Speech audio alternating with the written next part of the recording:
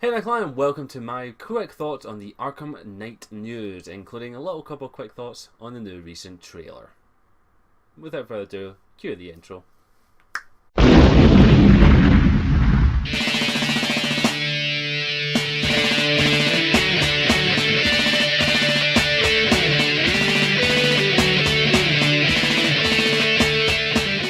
Okay, firstly, I do apologise if I sound a little bit groggy in this video. I'm not feeling 100%. I have a cold, but I wanted to get this video because I wanted to talk about Arkham Knight. This will probably be a relatively short video, hopefully. Okay, so if you haven't heard, Arkham Knight has received a M for mature rating from the US Ball's rating, and that will probably lead to being an 18 game here over in the UK, maybe a 16, 17, depending on. But we only go like 15. It's a weird range system. I don't get range system sometimes.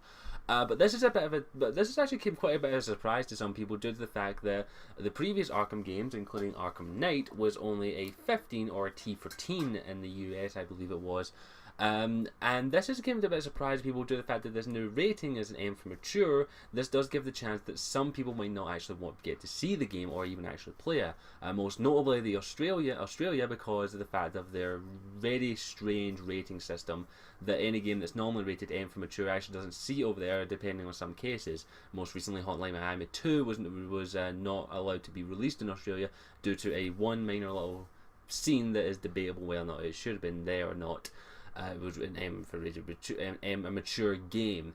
I still think probably it will get through because the developers of the game have stated that there is no like blood, gore, or sex in it.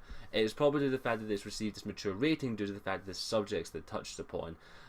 They've came out and stated that we just want to create a game that we want to create, which I find that very commendable for a studio being willing to do that, and also a publisher.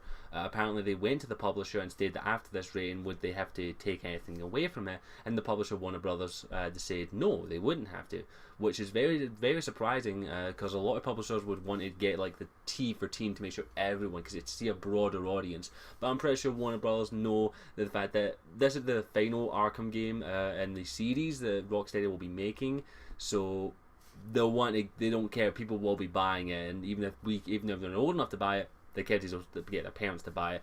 It's a Batman game, they don't look at the 90% of parents don't look at the age rating, don't you know that?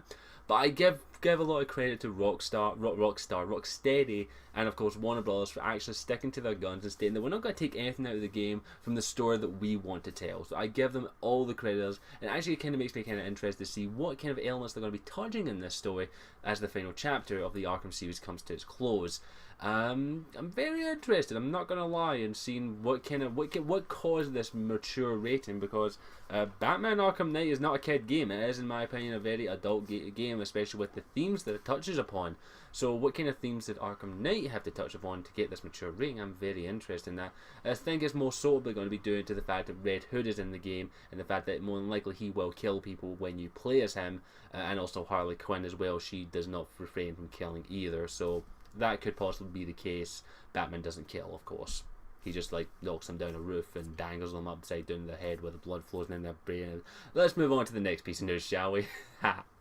Okay, well, of course, the new Arkham trailer came out, and I watched it, and I'm going to be honest, it made me squee. If you follow me on Twitter, you already know it made me squee. Now, really, overall, the trailer was more setting the scene. Of course, the Scarecrow confirming that he is the big bad of the game, which we've known for a while. That basically he's released a fear toxin in the air, and basically the city is his now. But what we did now find out is that basically Scarecrow has built some sort of alliance with the other rogues gallery of the Batman universe, Two-Face, Penguin, Riddler, Harley Quinn, of course, he looks like he's built an alliance with, and also Firefly, who's going to be in the game, who hasn't been in one of the Rocksteady games, but was in the Warner Brothers Montreal one, Batman Arkham Origins.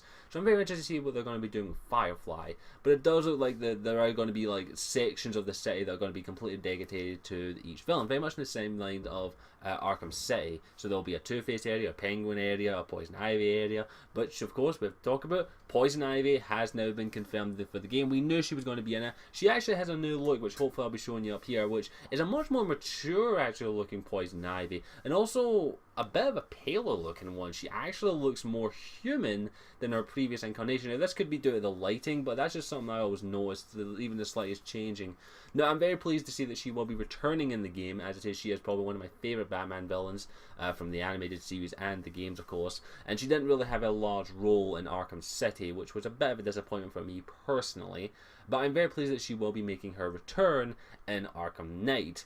And now, of course, during the trailer, she actually is trying to. She's actually explaining the situation to Batman, and it's very strange with the way she's talking. The voice actress actually comes across this quite well. The way she's talking is like she's not like saying, "Look, we've all agreed to kill you."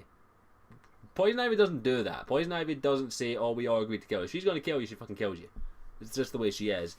The way she's talking is like she's informing him of the situation, like she's actually not being aggressive with him. Now, well, this is just the scene that is set up, and maybe Poison Ivy's just being very polite and very courteous and trying to lull Batman into a false sense of security, or that possibly she's possibly working with Batman, which is something that'd be quite interesting. I've had this little theory going on for Arkham Knight that Harley Quinn is actually working for someone, due to the fact that, well, I don't know, so something about it makes me feel like she's working for someone. I don't think it would be Batman. She blames him for the death of Mr. J, but I believe she is working for someone. Poison Ivy, on the other hand, could be interesting to see what she does. As she does look a bit more human in this trailer, which I'm quite interested in, I'm going to be honest. But yeah, the trailer was absolutely fantastic. It does get me really, really hyped for the game. We did also get a little glimpse of the Arkham Knight standing with Scarecrow, going like that. He's the bodyguard of Scarecrow. I'm also very interested. I have a couple of theories about the Arkham Knight, which I probably have talked about in the past, but I might do a new video one. But other than that, I really like the trailer, and I would highly recommend you go check out the trailer. I will leave it linked in the description, as always. And yeah, that's, I think we'll wrap things up. Thank you for watching the video. Well, hopefully yours. And let's end this video with stars. What did you think of the new trailer? Did you like it? Was there anything that you noticed that I might not have noticed? And also, what do you think about Poison Ivy? Do you think she's up to something? Do you think she might be working with the Batman? And also, what other villain are you hoping to see in Batman Arkham Knight that hasn't been confirmed yet? I've got a few ones I'd love to see. Other than that, I thank you for watching.